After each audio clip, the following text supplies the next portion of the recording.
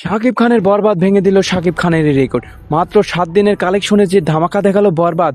And Shakib Khan এই movie করতে কত টাকা নিল সবকিছু বিস্তারিত জানাবো আজকের এই ভিডিওতে। ঈদ উল ফিতরে আপলোড হওয়া বরবাদ নেট দুনিয়ায় যে ঝড় তুলেছে তা নিয়ে প্রত্যেকটা দর্শকের মনে একটাই প্রশ্ন, কত টাকা আয় করলো বরবাদ। হ্যাঁ, যদিও আমাদের এখানে বক্স অফিসের কালচারটা নেই, তবে বরবাদের টিম থেকে বলা হচ্ছিল 7 দিন পরে তারা এই বিষয়ে একটা আপডেট দিবে। অ্যান্ড গতকাল রিয়াল এনার্জি প্রোডাকশন হাউস, যেটা এই মুভির প্রোডাকশন হাউস, তারা একটা পোস্টের মাধ্যমে জানিয়েছেন বরবাদ মুভি এই পর্যন্ত আয় করেছেন 27,43,00,000 টাকা।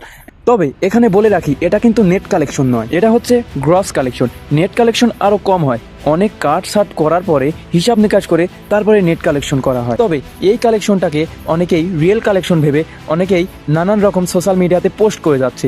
আমাদেরকে এই বিষয়ে বিরত থাকতে হবে। তবে গুড নিউজ হলো 2023 সালে শাকিব খানের প্রিয়তমা মুভি সম্ভবত এক মাসে গ্রস কালেকশনে আয় করেছিল 27 কোটি টাকা। সেই দিক থেকে বরবাদ মাত্র এক সপ্তাহে অর্থাৎ 7 দিনে 27,43,00,000 টাকা আয় করেছে। এছাড়াও সিনেফ্লেক্স ও মাল্টিপ্লেক্সে 65টি করে শো চলছে বরবাদের। এছাড়াও মাল্টিপ্লেক্সের বাইরে 112টি সিঙ্গেল স্ক্রিনে দাপটের সাথে চলছে বরবাদ। ইভেন রাত 12টার শোগুলোতেও হাউসফুল চলছে বরবাদের। যেমন সাভারের সেরা অডিটোরিয়ামে রাত 12টার শোতে উপচে পড়ছে দর্শক। তাতে হল মালিকেরা ধারণা করছে ঈদ উল আজহা পর্যন্ত চলতে পারে বরবাদ। এছাড়াও প্রোডাকশন হাউসের মতে এই মাসে ইউরোপ ও আমেরিকার কিছু দেশে মুক্তি পেতে যাচ্ছে বরবাদ। এতে বোঝা যাচ্ছে বরবাদ যে একটা ব্লকবাস্টার মুভি হিসেবে খ্যাতি অর্জন করবে, এতে কারোর কোনো সন্দেহ নেই।